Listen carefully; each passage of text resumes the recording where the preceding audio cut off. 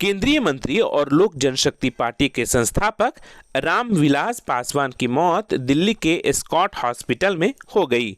वह 74 साल के थे और पिछले कई दिनों से अस्पताल में भर्ती थे। बीते शनिवार को ही उनके हार्ट की सर्जरी हुई थी। लोजपा अध्यक्ष व रामविलास पासवान के बेटे चिराग पासवान ने ट्वीट कर यह जानकारी दी। ट्विटर पर श्री पासवान ने कहा, पापा, अब आप इस दुनिया में नहीं हैं, लेकिन मुझे पता है कि आप जहां भी हैं हमेशा मेरे साथ हैं। रामविलास पासवान के निधन पर राष्ट्रपति रामनाथ कोविंद, प्रधानमंत्री नरेंद्र मोदी समेत विभिन्न दलों के नेताओं व लोगों ने गहरा शोक व्यक्त किया है।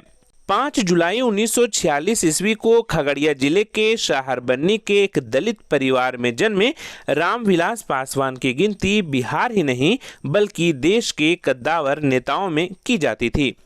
जेपी के दौर में वे भारतीय राजनीति में उभरे और 1969 में रामविलास पासवान एक आरक्षित निर्वाचन क्षेत्र से संयुक्त सोशलिस्ट पार्टी के सिंबल पर चुनाव जीतकर पहली बार बिहार विधानसभा पहुंचे।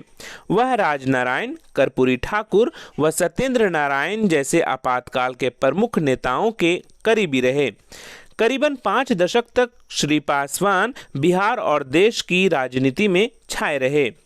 रामविलास पासवान ने साल 2000 में लोक जनशक्ति पार्टी की स्थापना की और पासवान ने 19 साल तक लोक जनशक्ति पार्टी का अध्यक्ष रहने के बाद पिछले साल नवंबर में अपने बेटे चिराग पासवान को पार्टी की कमान सौंप दी थी, लेकिन केंद्रीय मंत्री पद पर वह बने रहे। बता दें कि रामविलास पासवान को राजनीति का बड़ा मौसम वैज्ञानिक माना जाता था। सरकार किसी की भी रही, मगर रामविलास पासवान हमेशा सत्ता में रहे।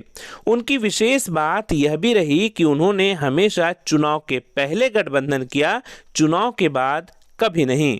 द इंडिया बुलेटिन के लिए शमीम अहमद की report. Subscribe now and press the bell icon. Never miss an update.